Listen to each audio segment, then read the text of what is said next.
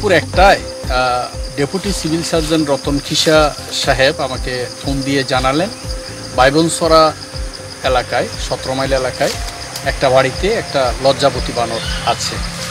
তো আমি তাৎক্ষণিক আমাদের সদর রেঞ্জ কর্মকর্তা মোশাররফ হোসেনের নেতৃত্বে একটা টিমকে সেখানে প্রেরণ করি এবং ওনারা গিয়ে লজ্জাবতী বানরটি উদ্ধার করে আমাদের অফিসে নিয়ে আসে।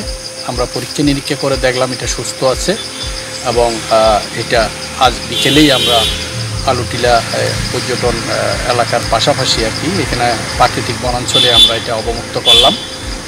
আপনারা জানেন এই লজ্জাবতী বানর কিন্তু খুবই বিপন্ন প্রাণী, প্রকৃতিতে এদের খুবই কমই দেখা মিলে।